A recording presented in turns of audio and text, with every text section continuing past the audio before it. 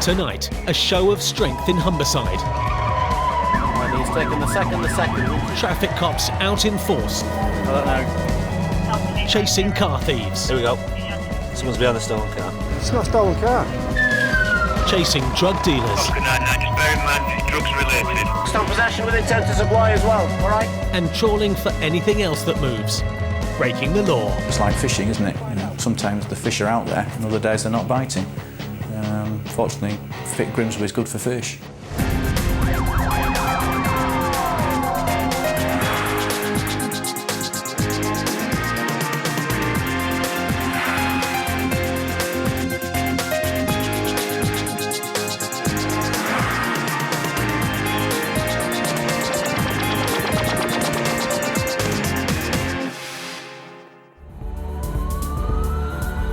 All across the country, the thin blue line is getting thinner and thinner. Police officers are seen less and less these days. They're too busy to get out. Now, though, the cops in Yorkshire are doing something about it.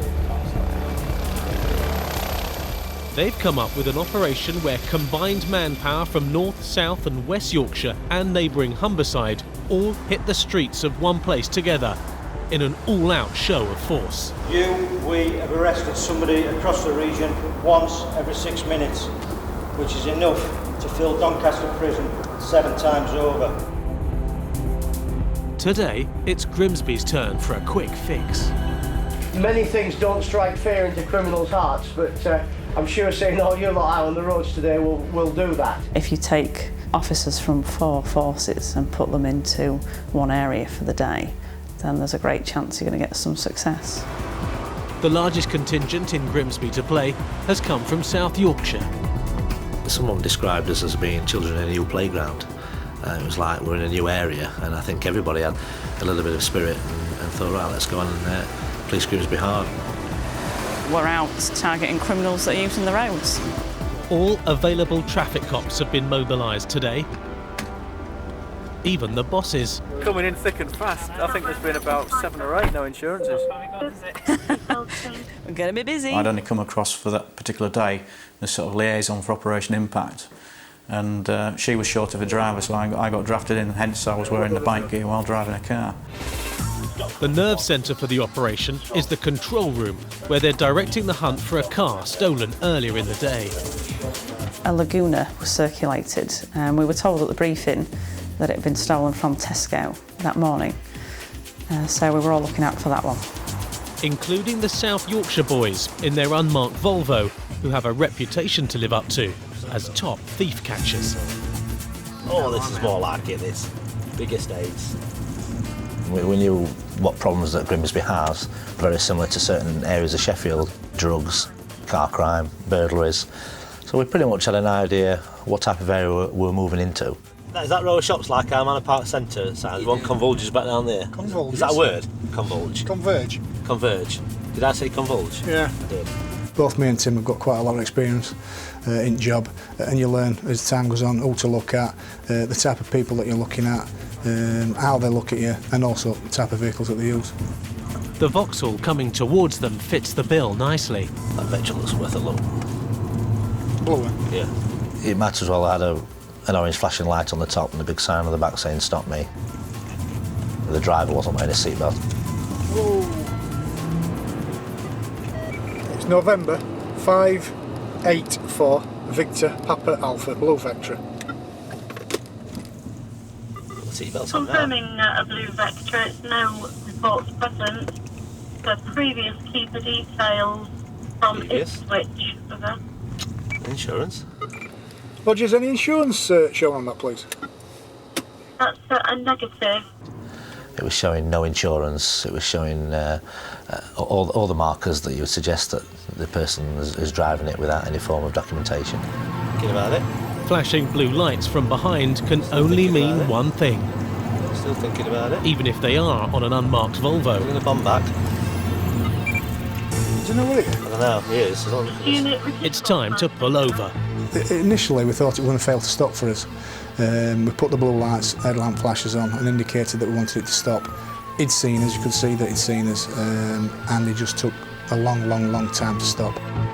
I believe that he was running it through his mind whether or not he could fail to stop and get away or not, and he obviously made the right choice. If police want you to stop, then really you should stop straight away. Because the first thing that happens is we think that you don't want to stop for us. That's why I indicated right, well, sometimes we get people getting us rods as well, you know what I mean? Is it your car? No, I borrowed it. Does he know you borrowed it? Yeah. Sure? Sure? Yeah. Is it your car? Yeah, it's just... Whose car is it then? It's just like a car that I'm buying, but I haven't actually bought the car, so I'm buying the car and just send the car out. But the owner knows you've got it? Yeah, as I say, I'm not the legal owner, but you've got authority to drive it? Yeah, I am going to be the legal owner, so I'm selling it. Have a seat in the back of my car for us. It's very vague on actually who owned the car. He didn't own it. Straight away I admitted no insurance on the car. You known to police, Mark? Yeah, What fella? Driving offences. Have you got a full licence? No. Okay. Didn't have to ask him many questions to find out he'd got no licence either. Yeah, this Vectra that finally got stopped. Could I have a Phoenix Person and DL on the driver, please? These cops from South Yorkshire may be part of a crack car crime busting unit, but Sergeant Horton still worries about baldness. Get that there. Oh, cords exposed all the way around. Get all the tyre there. Get them cords there. See them? See the tyres on it? Right, so you just said about tyre. 3 like that. Watch yourself and cut your finger. The check on the driver has come back. He's a prize catch. A drug dealer. Steve! A search of his car is imperative. Intelligence on Class C supply and stolen goods. What? We just need to go through a vehicle. It's got 3 radial tyres on it. The front tyre is just cords alone. There's no rubber on it. Just cut your finger. He's such a traffic cop, isn't he? After all these years in a road crime team, we're supposed to be looking at burglars and drug dealers and car thieves, and he's more interested in the tyre. Gives me grounds to do a quick search, so that's what I'm going to do.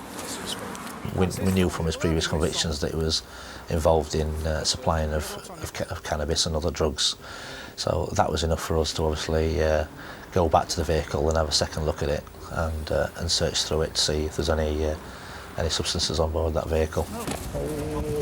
Sure enough, there is. We searched for the vehicle and we found some cannabis resin, all in one large polythene bag, but all separately wrapped up in what we call dealer wraps, all weighed and all measured, ready to sell on. It's one up to the South Yorkshire boys. We ought to have had a bit of a sweepstake to see who got first prisoners, didn't we? Well, your lot of fannying about, we've struck. Just a standard stop check. Cough, no licence, no insurance. We've gone into the centre console. We found obviously the 6 major wraps of cannabis resin. Because of the difference in local procedures, process teams have been set up for the day, so anybody that were arrested were to be handed over to local process teams who would then put the file together, and we would be then left to go back out on the streets and continue doing what I think we do best. And that means looking for more fish to fry, and in particular, the stolen car circulated at the briefing. This is where this lagoon is going to be, isn't it? Yep. Where did it nick from? We nicked from Cleethorpes, from Tesco. That was the top of our list that we were looking for, to see if we could find that vehicle. Does your man know where Sutcliffe Avenue is? Shall we follow and check on this Astra? Astra? No job is too small today. Not even passengers who aren't wearing seatbelts. Well, it sounds a little bit petty to some people, but you know, seatbelts lead to a lot of other things. No, he's giving himself up. The driver, he checked out, he had his licence and insurance for the car. The passenger wasn't so sure on. 1905. Where's your mum live? Passed away. Right. Dad? Passed away. Auntie, uncle, sister, brother? Yeah. So where are you sleeping tonight? Oh, I don't know. Might stay at my auntie's again, I suppose. All right. Let's grab a seat in my car after a minute. The cops want to give the man a ticket, a £30 fine, but to do that, they have to have an address. He initially said that he was no fixed abode, which is the old try-on of you can't deal with me because you don't know where to come and find me. if you say no fixed aboard, then the way forward is you get arrested and put before court, and the court will fine you. What's that? No fixed aboard, this kid. No fixed aboard. I'll give you my auntie's address, do you know what I mean? I've been staying there. What's your auntie's address then? But usually then they come up with an address that we can serve a summons or go and look for them should we need to.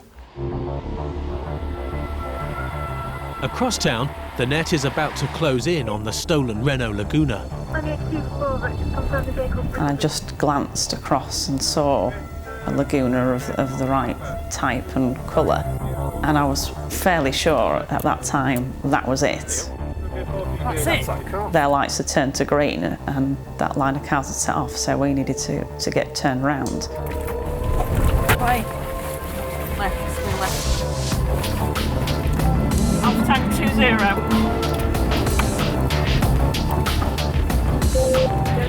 Drive priority. I don't know. It was a good feeling, and sometimes that's just the luck of the draw on the day. 20 onto Lady Smith Road behind the red Renault Laguna. We were keen to spot it, and we just dropped on it, which is really unusual for me because I'm like a Jonah. I never ever get to drop on stolen cars. With the chase on, the South Yorkshire cops are still tied up with the man with no seatbelt or redress. Have you been to work police before? Yeah, we've been for a while. Renault Laguna, Hotel Kilo 02. Here we go. Someone's behind the stolen car. It sounded like they were following it, they'd not tried to stop it. Hotel Kilo 02, Whiskey Yankee Zulu, the SMP. Get the helicopter. Oscar And of course at the briefing I'm thinking, South Yorkshire here, they're not getting that red Laguna. We're going to get the red Laguna. So there was a little bit of interforce rivalry. Oscar 99, please. Just, you see. Don't know where they are yet. Yeah, we're behind at Lady Smith Road towards Durban Road. No attempt to stop the vehicle at this time. It's the man with no seatbelt's lucky day. See you later. Cheers, chap. Yeah. You're just going to get a 30 quid then, but you've got off with it. Horton and Scothen have got a more important task to deal with. South Yorkshire pride. Fortunately for him, we didn't benefit it out. Give him a Scarborough warning. Tell him it was his lucky day. The Scarborough warning is it's your last chance. You're on your finals, yellow card. Don't do it again. 20. The red Laguna driver won't be getting away so lightly. My experience with people in stolen cars is they're not going to stop. They're going to put up some kind of resistance to you. The right indication into 6 hills. 20, it's 2 up. 2 received. But this driver's resistance is waning. Looks like it's going to stop, stand by. He's lost his bottle. It just stopped at the roadside. So that sort of threw us a little bit. Is this your car?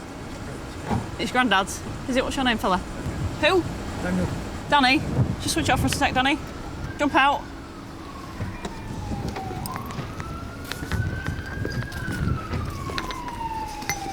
How long you had it, Danny? It's not mine, it's my granddad's. Granddad's, is it?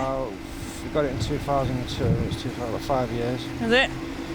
Just come and sit in the vehicle with us then, Danny, because we've had a report the vehicle's stolen. Alright. Just sit there for a second, fella. I couldn't believe the number of police vehicles that were there within minutes. Put your hands down in front of you, Danny. Cute. As it was, they gave up because they obviously realised it was me and Heather, and not the South Yorkshire lads. We've got 2 in the vehicle at the minute, so just stand back. Beaten to the Laguna driver by the Humberside cops, Scothen and Horton can turn their attention back to the man with no seatbelt they'd just let go. Cheers, Do you want to stop him and sort it out? Finish it off? Yeah, You sure? I'm telling you, it was lucky day. I think he was a very lucky young man that day. He didn't get a fine. It doesn't seem to be the Laguna driver's lucky day. We've had a report the vehicle's been stolen from Tesco today. It's not a stolen car. It's not me. The cops don't believe his story. We're not getting quite the full story at the moment. I'm sure we will. It's not even Nick, Mark. It checked out that it was his granddad's car, but his granddad had reported it stolen. It may well be his granddad's car, but what's in it certainly isn't. Bag here that's just full of hypodermic needles. Need a van, because he'll need it searched back at the Dewberry. Preparing it, I don't know, a large amount of money, mobile phones, lighters, usual drug paraphernalia, that's about it. had been stolen several days earlier in Scotland, but it had actually made off without payment for petrol at our Tesco's, which is why, again, it came to our attention and was circulated.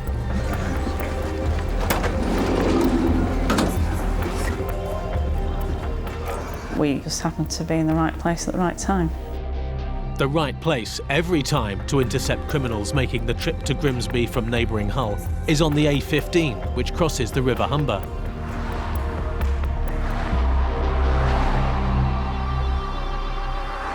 PC Andy Stainton in his Subaru just has to wait for them to come past. We obviously monitor the traffic that flows by. We look at people, we look at vehicles, and if there's anything we're not happy with, then we will act accordingly. Let's have a look at that one there, that silver Citroen. A silver Citroen C4 came by. It's got 2 or 3 real big boxes in the back of it, and I've thought, well, there's something not quite right with that vehicle. You can't see through his rearview mirrors, because obviously the boxes are there. We'll have a little look at it and just see what it does. He's off, he's off. Stainton seems to have hit lucky. The car with 2 men on board is not slowing down. They must have a pretty good reason if they think they can outrun the 150-mile-an-hour Subaru Impreza. The check on the computer of the vehicle's registration explains everything. It came back that somebody had called Crime Stoppers to suggest that the occupants of that vehicle were involved in the distribution of drugs within the Humberside area. The Citroen's fast, but no match for the Subaru. Nevertheless, Stainton wants the chopper. My responsibility is to get onto the radio and organise resources to help us. And the main resource that we would use on this particular occasion is Oscar 99, the helicopter. The helicopter would have a good overview of where it's headed, what it's doing, where it's likely to go. Around the roundabout, it's heavy braking, narrowly avoiding a lorry, there are no problems. His driving was extremely dangerous. In 20 years of service, it's probably up there in the top 10 of pursuits that I've been involved in, if not the top 5.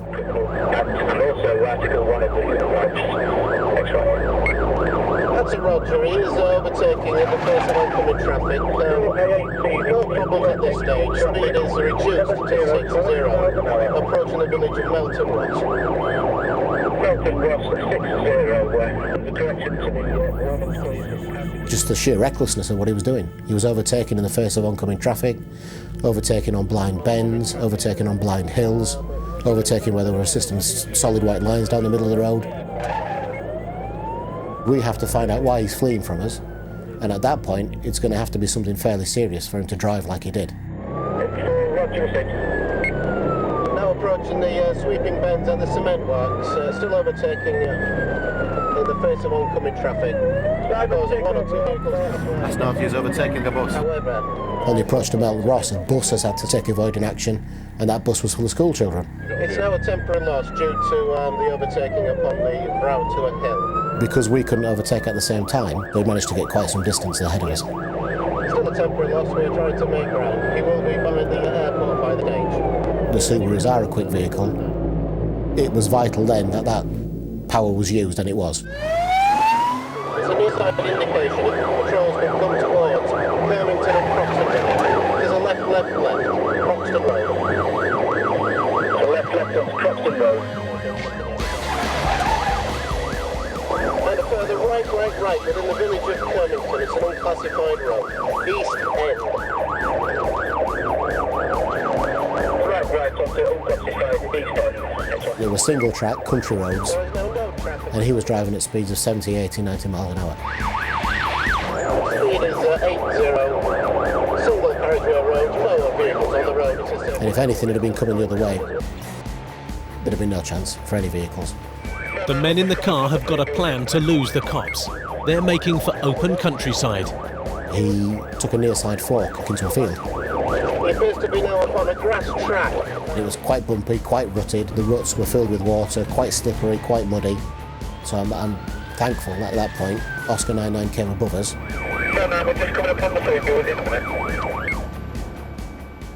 There were times where the aircraft had to go down quite low in case they start throwing things out the window because it was believed that this vehicle was carrying drugs. 99, we get as many patrols please towards this area. Lots of woods here. he abandons it, we can only contain the wood, we won't be able to see another. If he dumps it and decides to run in an area that's difficult to cover by the helicopter, we had to be there to try and effect an arrest. Right, Hotel 82, your location, please. 9 is heading generally towards Immingham. If we can get any stingers at the end of this road at Immingham. He continued to drive at breakneck speed. Yeah, 9, it's approaching the T-junction at Immingham. We then managed to close the gap a little bit because of the capabilities of our vehicle and the commentary from Oscar 99 directing us in. The car is heading for a council estate in Immingham. It could be where the occupants live, and they're just in a hurry to get home. You're heading where there will be a cut-off for this vehicle. If you can go to the next roundabout and float around there. 9, stop, runners!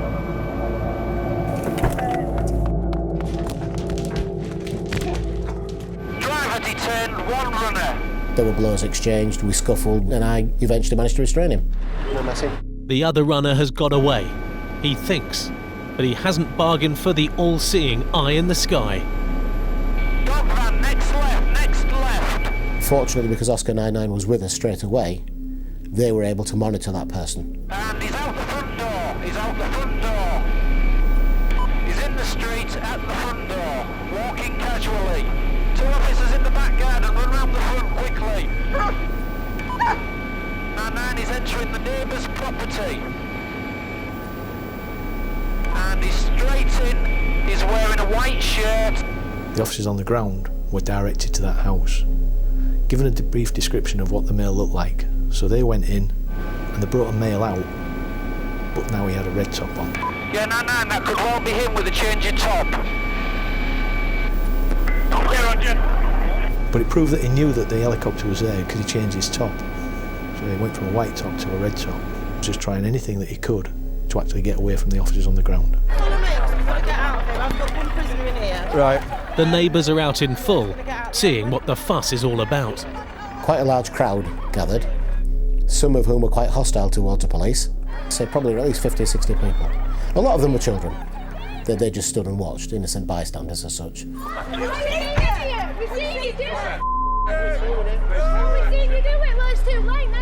But 2 or 3 of the other people, the adults, were quite verbally hostile and aggressive. I wasn't sure why, because we'd stopped this fella from potentially killing one of their children.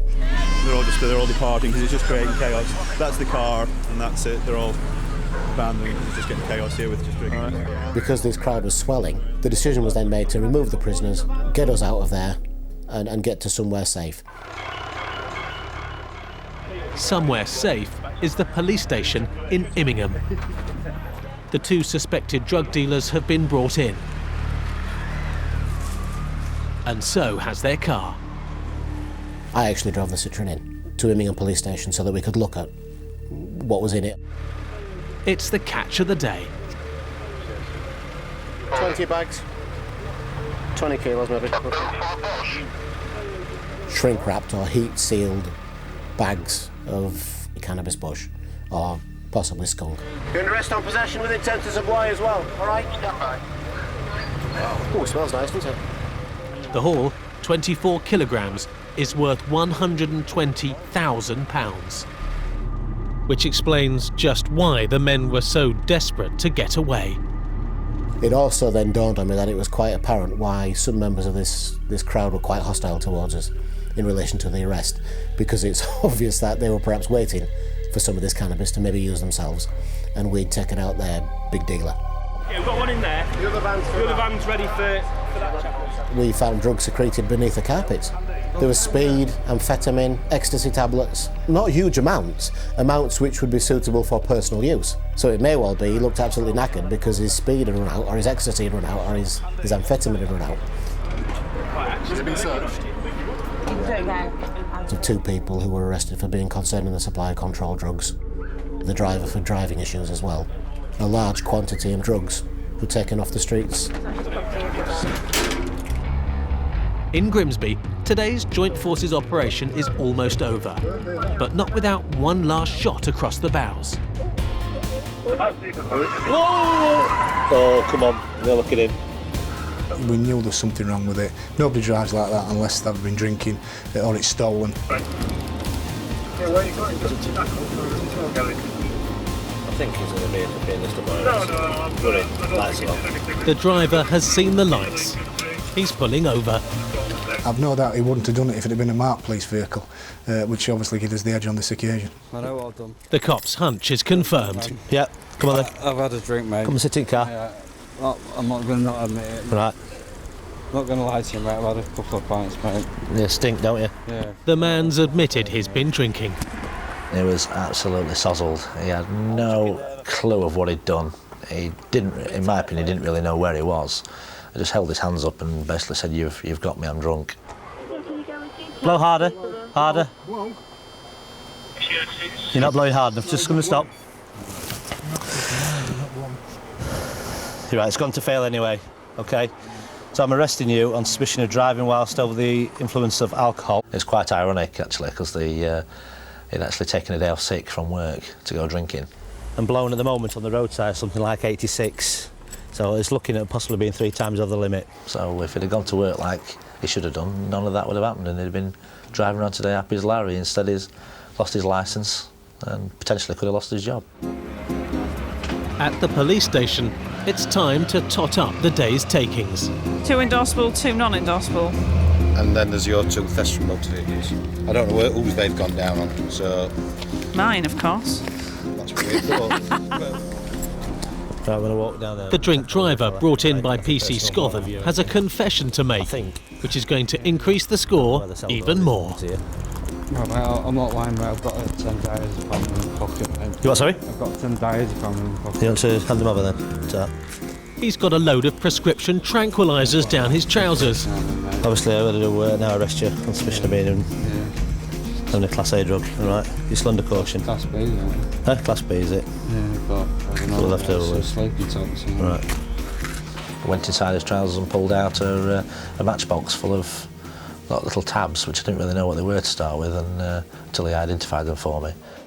And that's not the end of the man's confessions. And then he pulled out some cocaine. I mean, the guy had got Class A and Class B drugs on him, and what looked like just an everyday guy that you'd see. He didn't look like a drug addict or a substance abuser or anything like that. So it was quite an unusual one. So he's been arrested for drive unfit through drink and drugs, possession of a Class A and possession of a Class B drug.